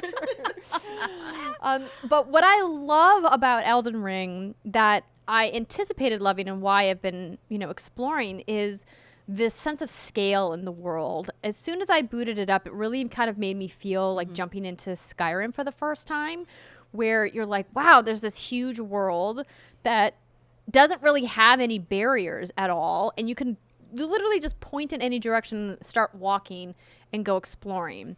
And I really do love that about this game. And Miyazaki's influence is clear, and From Software as a studio has such unique perspectives on character design and level design, and that's absolutely present here. And I think that's why a lot of people have really fallen in love with this game. And that's the thing I think that keeps me coming back. I, like you, Alexa, haven't really killed a lot of stuff, but I've been grinding now to kind of get my power level up, because I just started walking in, and I just walked east first, which had like a bunch of really difficult enemies, and I didn't know I was supposed to go to like this church to unlock crafting and to get my torch, and I didn't know I was supposed to go to this specific save point to get my horse, my mount. And It doesn't tell you? I played. No, the game tells you literally nothing, Brittany. Wow. Like It's like, you're in a bra. I think the character I picked is in like a bra and shorts, and it's like, here, go. Oh wow. Okay. well, I at least have armor. You didn't get like starting armor? I picked the hero, and the female one is wearing like she's wrapped, so it's like a crop top and like some kind of like shorts with the long like something over it situation. Okay. Like, me and my crop top just walking around getting the shit kicked out of us. Oh my gosh, get some armor. I started with astrologer because I wanted to build like a power, like a glass cannon mage, because I knew that, like, listen, I'm just never going to be able to spend enough time or desire to use the heavy weapon system that Soulsborne games are primarily known for. It's like I talked to somebody on Twitter. I said, when I play Monster Hunter, another game known for its large, heavy, two-handed weapons, I don't use the big swords and hammers. I use the light bow gun. I just want pew-pew things. That's just what I want. And so I don't have a bow and arrow yet, but I'm looking for one. But the ranged magic, I'm still getting kind of my feet under. But I think what's exciting about Elden Ring to a lot of people is the ability to drop into the world and kind of not have an agenda. But I think for me, I need a little bit more hand-holding because there's just, to me, some flaws, like a lot of tiny flaws, like death by 1,000 cuts of small bad gameplay decisions that From Software made with this game. Maybe it's compromises in their production schedule to get the game out on time.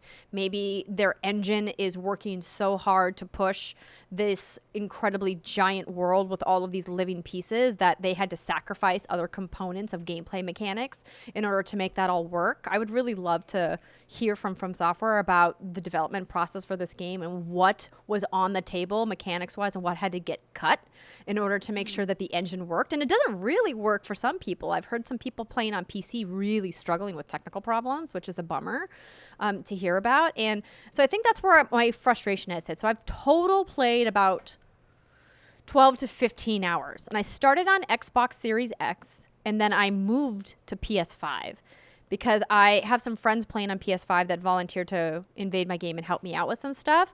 But I have to say, I was really shocked how different the game felt between those two platforms, and I was not expecting that. Oh, wow. Okay. I'm much more enjoying my time on the PlayStation 5 build than the Xbox Series X build, and I don't know why.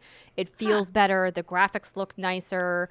The input lag is less than it was, and I was really shocked by that. Huh. Damn. That's interesting. I'm on PlayStation, but yeah. Huh. Yeah. I don't know. I don't know what the difference is, but I know that people on all platforms have reported bugs. It's a big open world game. That's going to happen, especially at launch. So, hopefully From Software will push some patches for some of that stuff. But I think what I would love from Elden Ring to keep me playing is a little bit more hand-holding. I don't need it to I want baby ass baby mode. Y'all know this, but I get that that's not From Software's design aesthetic, and I don't want to jump into the conversation about how I feel it's frustrating to constantly have their games be not accessible for a variety of reasons. I don't need to rehash that. There are other people who are having it better than I would just rant. I would just be like, it sucks. They can be better. Table flip. But I think that there's a couple things that they could do to make the game more approachable, knowing that they clearly made this open world style game to appeal to more players. And it worked, right? They sold 12 million copies of the game with more to be sold because it's getting such high critical praise. And I think that there's nothing wrong with the way that they design boss encounters and make combat more methodical and stylistic. I think that all of that can stay. Like, that to me is cornerstone From Software. But I think what they really could have added in this giant open world is just a little bit more signposting, because you can miss whole gameplay systems because they never tell you about them. Like, for example, my first playthrough on Xbox, I played for about 10 hours, and at that point, still not gotten to the round table hold, which is like this NPC safe house where you have all of these vendors and you can buy things and upgrade things for people. Hadn't unlocked that. I figured, it keeps going down. There's like a big boss fight you're supposed to do before that unlocks. Go to play on PlayStation, take a warp gate to a completely different area of the map. A warp gate, mind you, that I clearly must have run by like 15 times in the first 10 hours I played and just missed it. And then this one time I was like, wait, is there something shiny over there? Oh, there's a warp gate. And then like I get transported to this whole new area of the game. And then I go to the first like saving or the touch of grace, and boom, Melina comes in and is like, let's go to the round table hold. And I was like, and this was after 2 hours of playing. So 10 hours didn't get there, 2 hours got there. And I'm like, what the heck did I do differently? I don't understand. I didn't find that place for 4 hours. and apparently there's like a bunch of different ways you can kind of trigger that world event to happen. And that to me is like, okay if it's like a quest line, like a really highly specialized quest line that has like a really cool piece of gear or really cool weapon or like an optional like really cool boss fight. But to put something so integral as an NPC hub behind this weird convoluted sense of quest mapping or level design, I think is really frustrating as a player. Yeah, I tend to agree. I don't want to say I'm too dumb for these games, but I'm definitely too dumb for these games. You're not like, too dumb for these games. You're not too dumb for these games. I need a little more. No, there's nothing. To me, there's nothing wrong with adding in some level hand holding when it comes to showing players where to go. And this is the conversation / fight I got in with Gene Park from the Washington Post on Twitter about, boy.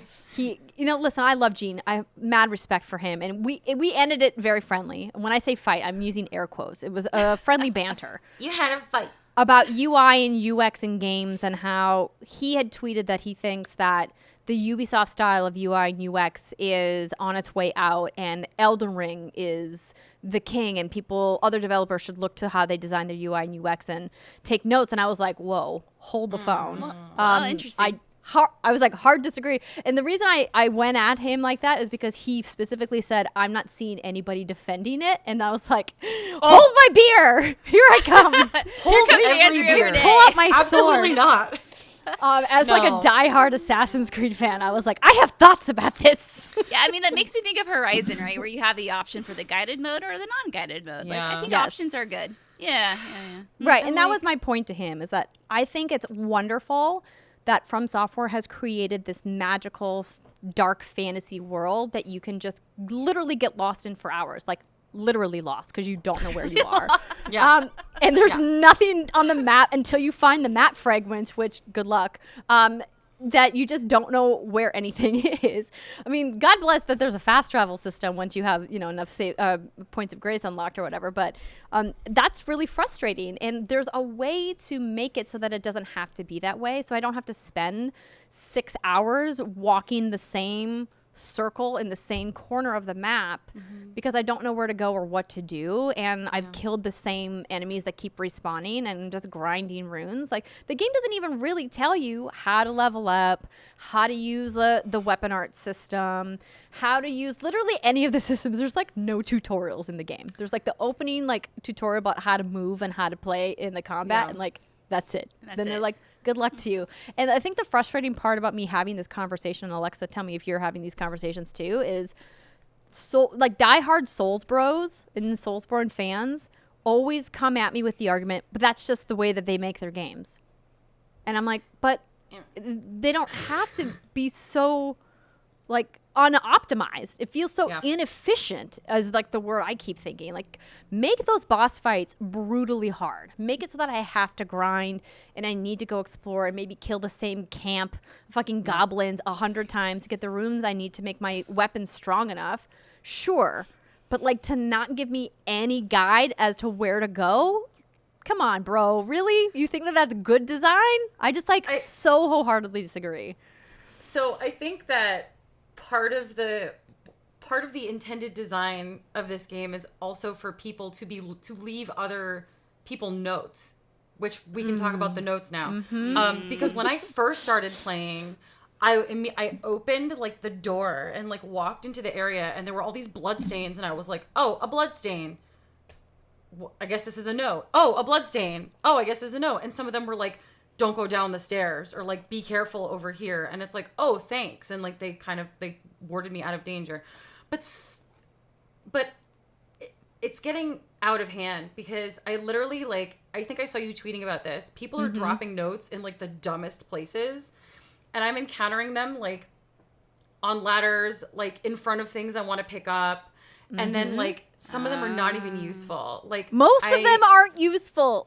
Are you turning them off? Area. I don't know. Yes. So I thank you for mentioning that I was talking about this on Twitter. So Morgan Park wrote an article about how he was like, the in-game message system is broken in Elden Ring, and he has a whole article about how it worked in all the Soulsborne games before because of the style of gameplay design that From Software had, but in this massive open world, it just doesn't play the same way. And also like the fact that there's millions more people playing, whereas the Soulsborne community was relatively small before. That clearly is compounding the problem. But Brittany, these messages, anybody can put a message anywhere. And you can put them on levers, on ladders, on chests that you need to open, on items that you need to pick up. And you can either upvote or downvote. But upvoting and downvoting like doesn't take them out of the world. So if you upvote somebody's message, they get like a health boost from it, like a buff, which is like a nice thing to do to somebody who gives a helpful comment. But downvoting somebody's comment like doesn't do anything. So like I can go to a chest Yeah. and I can leave a note that says "butt" on it. Literally. Do and you people know- do. Rump. Oh. It's everywhere. Rump. I literally got killed because I walked into an area and there was a note and it was right before this big open like kind of like a space. I'm like, something's gonna pop up here and kill me, and I'm like, this note's gonna tell me how to do this. All right, and I open it and it just said 2 fingers butthole. Yeah. And That's as the I'm big thing standing about there- Elden Ring. Yeah. And as I'm standing there thinking like, oh God, somebody left me an encoded message. Like some Souls person is no, like, I'm not a Alexa. Souls person. I don't know what does he mean? 2 fingers, butthole. And then this thing fell out of the sky and fucking like punched me to death like once. And I was like, okay, this was not meant for me. This is clearly not supposed to be helpful. But But now it's all funny I- the first time, but then that's it. It's not funny anymore when you've read the No. like 1,000th dude who's like praise dingus or like praise rump.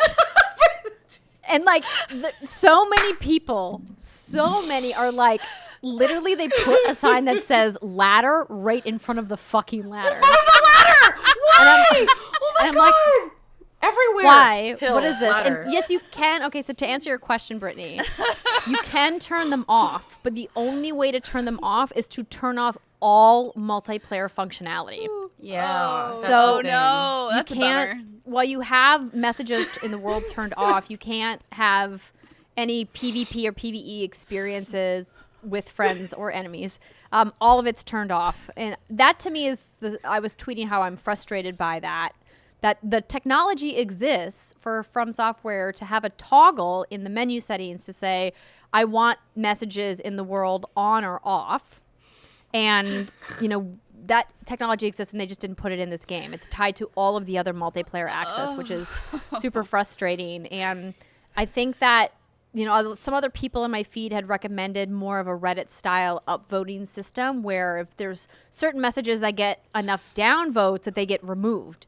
Yeah. Right? It's like if once you've crossed a threshold of X number of downvotes, then like the game just deletes it from the world. And I think the thing that I'm most frustrated by, in addition to the messages, that the messages, like somebody said in my Twitter feed, it's like going to a beautiful national park and seeing litter everywhere. Because Yeah. it just, there's a bright white icon in the world just all over the place. So you have this immersive, beautiful, magical world that you're, you know, traversing through, and then there'll just be these random white splatterings literally everywhere. That is what she said. Yeah. That's unfortunate. It's frustrating. Is what it is. Even in cutscenes, they don't disappear. Oh yeah, they're just there forever. Yeah. Well, hopefully they'll patch that out. I'm sorry. I'm still losing my shit over here over 2 fingers butthole. Like 2 I fingers can't- butthole. Okay, I hate that I spent 15 seconds of my natural born life trying to decipher what the hidden meaning behind 2 fingers butthole was and what was going to kill me and what kind of weapon I needed. I was literally like, do I need to get another weapon in this hand? What do I do? And while I was thinking about it, I got freaking death punched. Me and my crop top giant- gone. Sphincter descends from the sky. That's probably what you're expecting. Pretty I much. was expecting some like Persona dick enemy to like fly out of nowhere, and instead it was like some thing with like spider legs and a whatever, and I didn't even have time to get a good look at it because I got punched into oblivion. Wow. So. Well, that's an interesting system. That sounds very flawed. Yeah, it is. Yeah. It is frustrating me, and it kind of breaks the immersion a little bit. Sure. It breaks the immersion a lot. Yeah. Like, also talking about people saying this game, the reason why they Praise love this game dingus. so much and they think it's such a masterpiece is how it brings back the idea of true exploration in a video game and how you can wander and find hidden things. And I'm like, nah, dog, not a fucking thing is hidden because there's a goddamn stupid sign literally pointing out everything in the world. And then there's assholes who go out of their way to say, hey, there's a hidden wall over here. And there's no fucking hidden wall there. All you do is run into the fucking cliffside over and over and go, this is a fake wall, right? Nope, just some asshole who says it's a fake wall when it's not a real fake wall. And all you can do is downvote That's it. some and that's rude it. shit. Yeah. It's rude. Oh my God. Oh. If you do that in Elden Ring and you're listening to this podcast, shame on you. Yeah. Shame. It's just trolling to the highest degree. And It's not fail. I think, the conversation I've had with some hardcore Souls fans who are reasonable people to talk to is that it felt like a really fun community-driven feature in previous games when the community was a little bit more tight-knit and people were truly trying to help each other, and some of the jokes hit a little bit harder because, they were like, oh, we're all in this like pain club together where we suffer this video game that just punishes us over and over again, but we love the pain, which, to be honest, still don't get, but that's okay. And now that it's clearly expanded its audience so much, it's just like Zoomers run amok. Yeah. That's right. I called you out, Zoomers. I did it. Called you out. Stop leaving shit posts in fucking Elden Ring. I think future games will either, like, one of two things needs to happen. Like, From Software needs to add that, like what we were just discussing, what you were talking about, something to sort of give the people who need the extra handholding a little extra handholding because so many more people are playing it now. Yeah. Or there's gonna do something with this freaking community feature. I understand it's supposed to be a community feature and like, yeah, other friends, like it's been really helpful to talk to other people about like, oh, like go look here, do this, but like what is actually in the game? Like I'm playing this game at home by myself because I don't want to interact with anyone else. Like I want to be able to do it by myself. Yeah. It's fair. So Well, they're gonna have then to fix I that. would say to you, if you truly aren't going to take advantage of any of the multiplayer features, just turn it off and they'll go away. Maybe I will. Yeah. Save yourself the headache. Well, listen, I have more thoughts, but I want to play a little bit more. And so I'll be talking about it in the weeks to come because as anybody who's playing it knows, it's a massive game. I want to make sure that we get a chance to talk about a brand new game that just came out called Aztech. Oh, no. Forgotten Gods. Oh, no. So this is a brand new game. Let me cue up the trailer here. And we talked about this game when it was announced in a Nintendo Direct not that Which long is wild. ago. What's the wild part about it? Because I worked for Nintendo, and then a year later, I had a game I wrote on announced in a Direct, and all my friends who are still there were like, your name's on the press kit for this? And I'm like, yeah, bitch, I wrote that. Yeah, bitch. Fucking love it. Yeah. It was so weird. yes. I was like, duh. So tell us a little bit about like what is Aztech Forgotten Gods? Okay, so this is made by Lienzo Studio. They're based in Mexico. They made Mulaka a couple years ago, and they're really focused on telling like really meaningful indigenous tales. And I was introduced to one of their heads and their writer that they had in-house, and he's also their head of PR and marketing. He wears like 10 hats. Guillermo at E3 all the way back in like 2019 when I was freelancing full time. And he was like, hey, so I'm working on this game and we have a female lead and it hinges on, like a big part of it is the relationship between the mother and a daughter. I am not a female and don't have a mother-daughter relationship. So I'd really like to get someone in who like can help us find that voice and help us make it better, and also like someone with more writing experience. And so I sat down and he was like, so it's heavily inspired by Dragon Ball Z. And I was like, sold, let's go. Let's go make this game. Wow, okay. Let's go make this game. We bonded over like Dragon Ball Z Abridged and like our love of like anime and stuff like that. Guillermo's awesome. But what ended up happening is, so the whole tenet of this game is you're this girl. Her name is Ashley. We picked her name because it sounds a little bit like Ashley, but it's an actual Aztec. It's an actual Aztec name.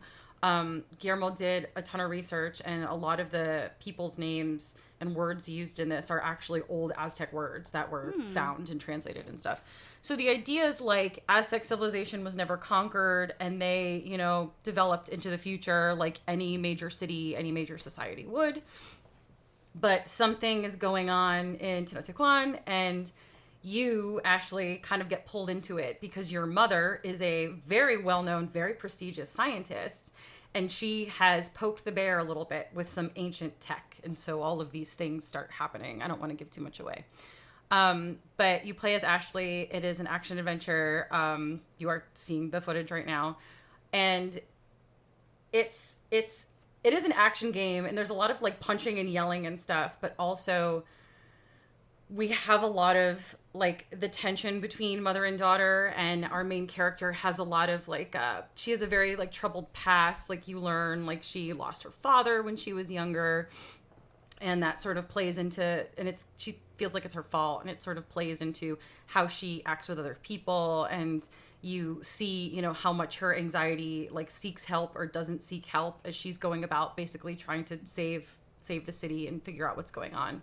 And there's a couple of really awesome like side characters in there that aren't in that trailer that I absolutely love.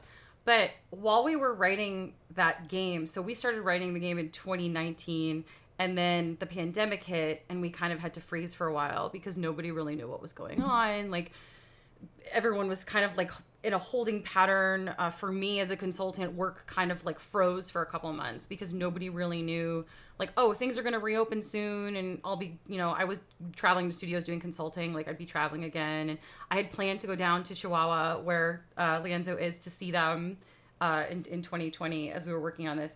And then, as you know, we're now in year 3 of that. So, so a couple months into that, we were like, okay, like we have to start up again. Like you and I are remote, it'll be okay.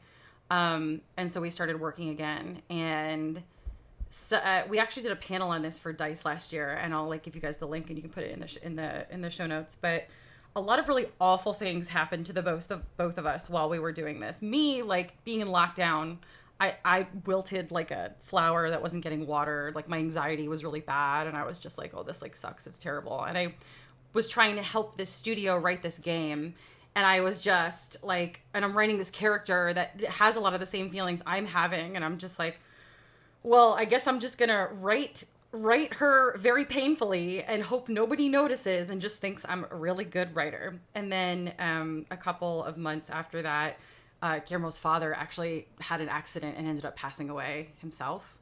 And we were at the part in the game where we confront we confront the loss of her father and stuff. And I remember, I think everything that surrounded that event, it just sort of opened a floodgate. And the two of us were just like, hey, guess what? I feel like shit. Like, this is really hard, without getting into the nuance of it.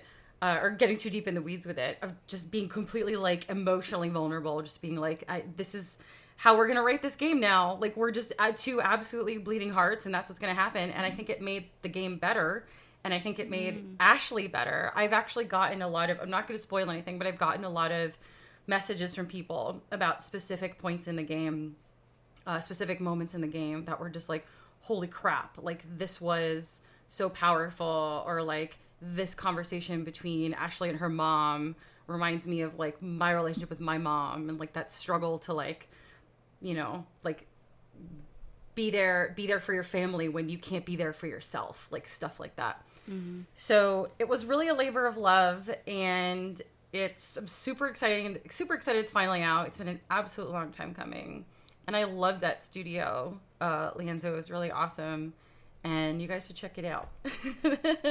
Wow.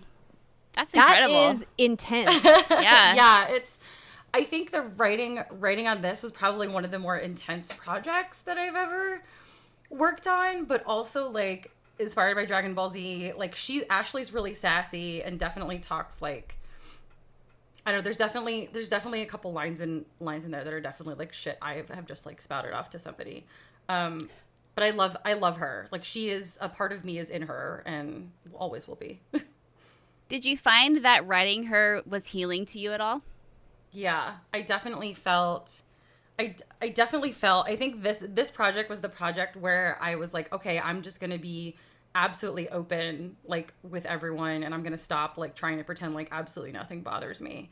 And writing her also with someone who was also going through something that was sort of like part of her story, and like dealing with her trauma really made me like really made me soften up and really made me realize like, yeah, other people also feel like shit and pretend like they don't, but we shouldn't. So if I stop pretending, maybe other people will stop pretending too. And I think it's made me a better writer and a better collaborator. Like if you ask my team at Sledgehammer, there's 5 of us, and I came in with that, and our boss came in with that. Like if you having an anxiety time, you're not feeling well, are you feeling something, if something's wrong, if you feel wrong, like say something. It's okay to not be okay. And sometimes even just like telling the people, like when you're trying to power through a script in any situation and the person you're writing with, your brain is just not working, just being like, listen, brain is not working, having a hard time because of this, like that person can help you kind of pull you through that. So yeah, definitely made me a better writer, and it was definitely a very cathartic experience. Wow. I'm really happy to hear that. I think that is such a powerful part of being an artist or a creative person in general, is the way that it's cathartic in a way, but also allows you to share your story and have other people reach out to you and be like, hey, I've had this communal experience as well. And I think the game is super fun and very unique. If you guys have been watching at youtube.com/whatsgoodgames, I've been showing a little bit of the gameplay trailers that are out. It has, like, I'm not going to lie, when I first booted it up, I was like, wow, this has a very, like, Final Fantasy IX aesthetic. Like, Yeah. Like, Go on. Not from, like, a production design, but more of, like a polygonal art look. Yeah. Like the spiky hair, the kind of blocky faces. But I love the character design. The tribal paint, the big jewelry, the hairstyles, the costumes. Very authentic, very cool. And I'm just now getting into some of the more like conversational bits of the game where characters are talking to each other. I almost got stuck in the opening level of the game. Oh, no. Because I didn't know how to use this like giant arm that she has. So she's got this big mechanical her arm, right? Yeah, that's her power. Yeah, so what's like the story behind this arm? So the arm was initially they wanted to have like a fun, like they thought about having her have like some sort of augmented thing as like ancient tech, and like I think we didn't want to do like the 2 arms thing because that's like League of Legends character, and like they wanted to do something that was different and something that was really stylistically like eye-popping. So they literally, she's like this very slim woman who just has one big arm now, and as you learn when you get into like the first parts of the game, like she's missing an arm from an accident. So this is like now her new arm is basically like this ancient tech like superpower thing. Well, and it's like a rocket. Yeah, and it's a rocket and you can punch things. It's basically your traversal and your weapon, and like they had a lot of really cool ideas for that, and I thought it was really interesting when they first showed it to me. It's cool to finally see it working after so many years of like only looking at pictures of it. Yeah. And now that you say it's Dragon Ball Z inspired, that makes so much sense in the style and the pace at which you move around the world and some of the combat choices as well. And it's just a really cool, unique game. I've never seen a game like this or played a game like this, and I love that about the indie dev community. And I'm so glad that you're working on it, or that you worked on it, I should say. I love those guys. Like, I hope we get an opportunity to work with them again. They are a very special group of people, and I know that they will be making more stuff. So keep an eye on them. Yeah. Well, is there anything else you want to talk about that you want to plug for the game? Where can people play it? You can play it on everything, I believe. You can All get of the it anywhere. things. I like playing it on Switch just because I'm a Switch hoe and I like taking my Switch everywhere. It looks great on the OLED. So, Ooh, bright and that's colorful. my recommendation. Yes, 100%. I'm excited to play more into the game and see some of these quintessential Alexa Ray lines that you say are in the script. I'll keep an eye out for them. Because you came back to the show, Alexa, we had to ask people if they had some questions for you. So we can either go right to some of those fun questions, or if you really want to talk more about Stranger of Paradise, we can do that too. Well, I did want to talk about Stranger of Paradise, but I guess I'll have to come back and talk about that. So we have time for questions. Okay. Oh my God. Okay. Let me play some of it too. And then Okay, we'll good. have a good old time.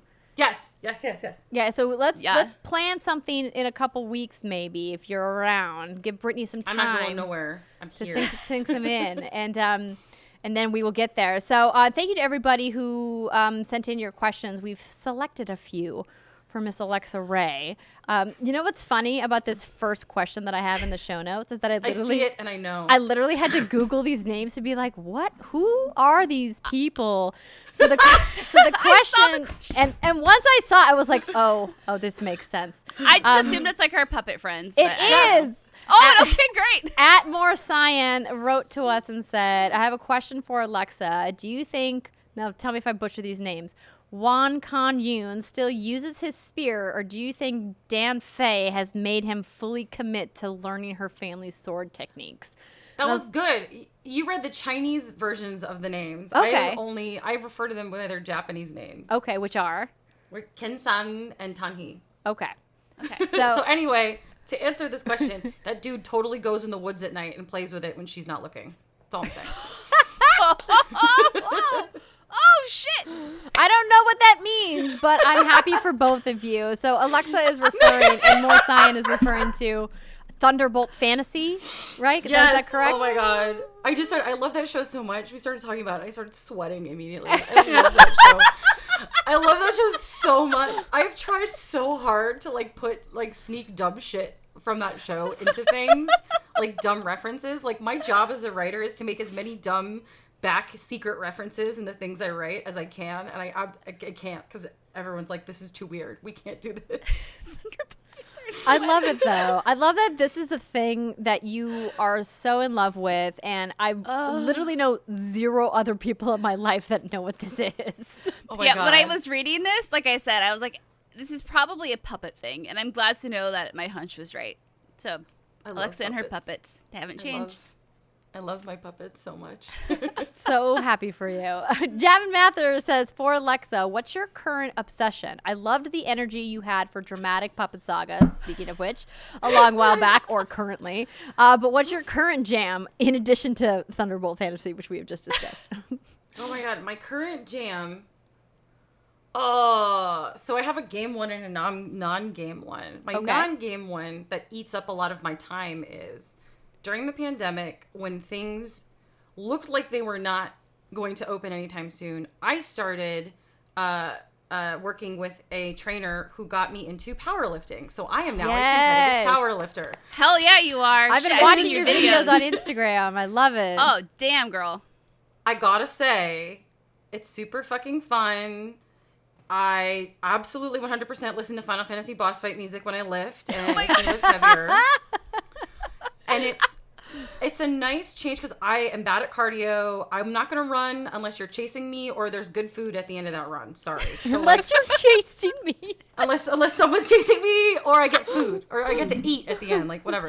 But for me, like the lifting, because it's like instead of doing a lot of stuff, you do a small number of very controlled movements that still require a lot of power and energy. And it's like my 1 hour a day to myself. It's very therapeutic. I like it. I am too anxious for meditation or yoga. I literally cannot sit still in those classes. Like, forget it. So it's become my thing, and it's, you know, very balancing, very healthful. And I really like it. And so that's my non-game obsession, non-gaming Didn't you just media beat obsession. one of your records or something? I saw you were did. crying. What? Yeah, brag, you girl. I did. Shit. So after my accident 6 years ago, I had like a lot of problems with the shoulder. And my doctor was like, oh, no, you won't be lifting any weights ever again. And I was like, haha, okay, fuck you. And it took me a couple of years to build up that strength again, but I just benched 120, which is like really hard. So. Oh, wow. That's impressive. My fiance can do like 180 or something. Like he's a tank. So I'm trying and to, he's I'm a little baby tank. He's a tall dude. He's a tall, strong man. So the fact that you're like nipping at his heels is exactly awesome.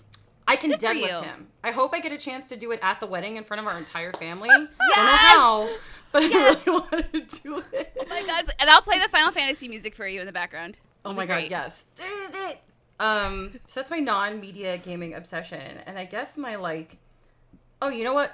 I'll go with a media instead of a gaming obsession because you know I'm playing Elden Ring and We already talked about that. Yeah. Mm-hmm.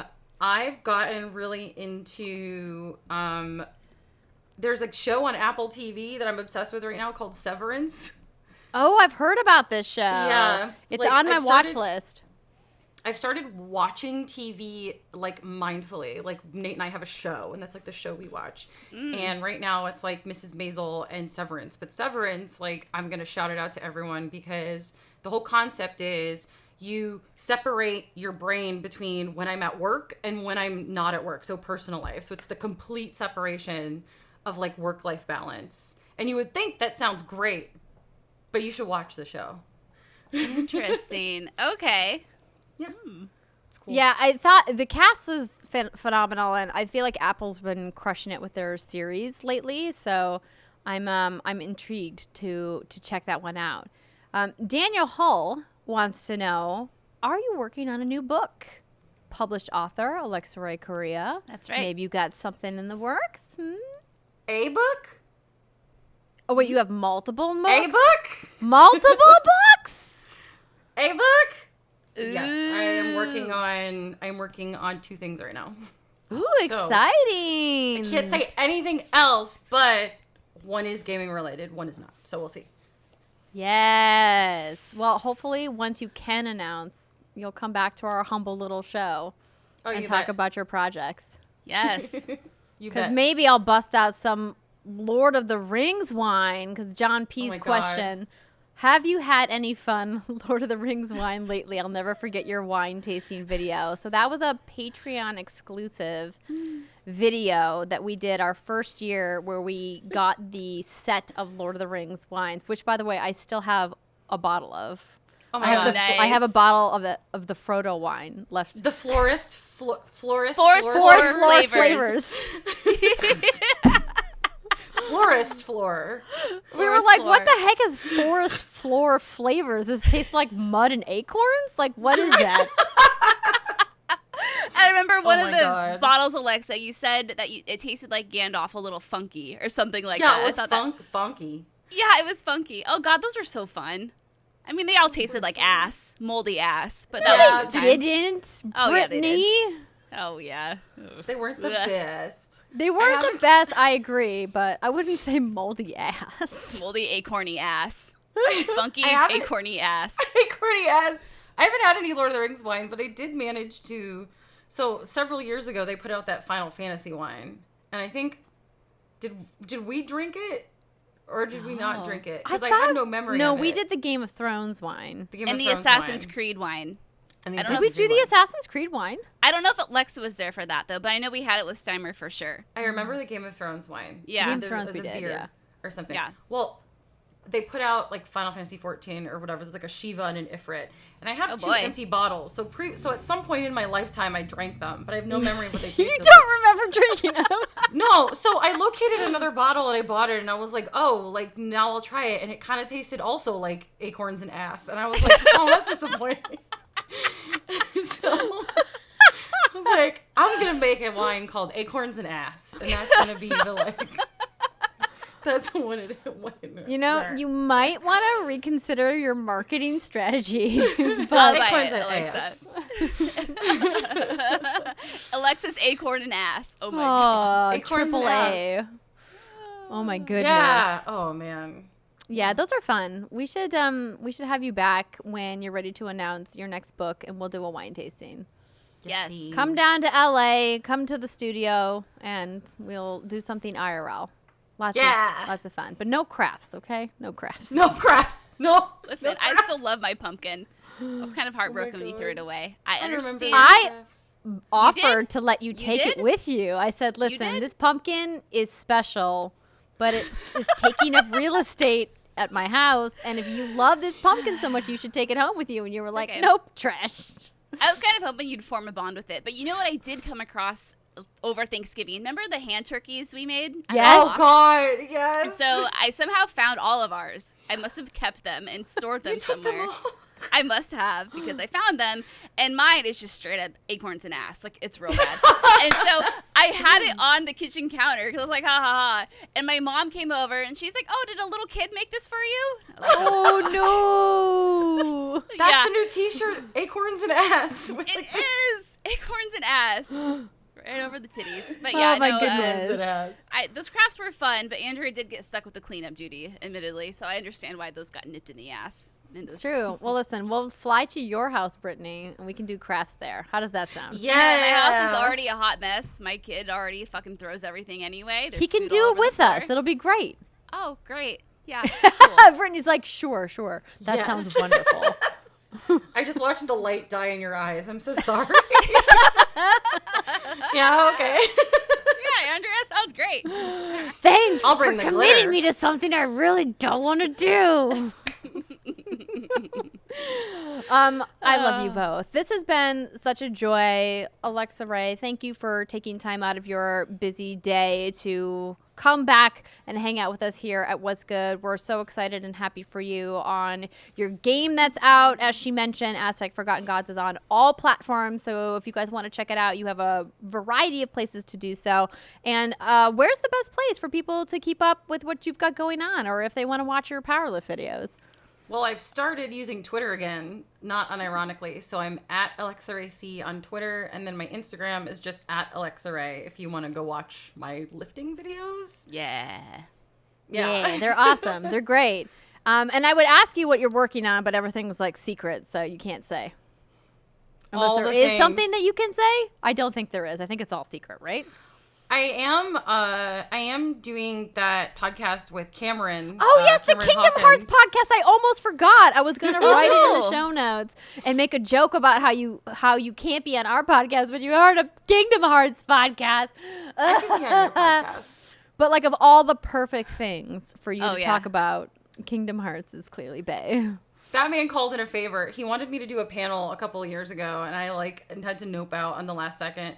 And he literally messaged me in November and was like, I'm calling in that favor. And I was like, sure, dude, whatever you want. And he's like, I'm doing this podcast for the 20th anniversary of Kingdom Hearts. And I, one, shriveled into a husk because it's been 20 fucking years since that first game came out. And two, I was like, oh, hell yeah. So, Yeah.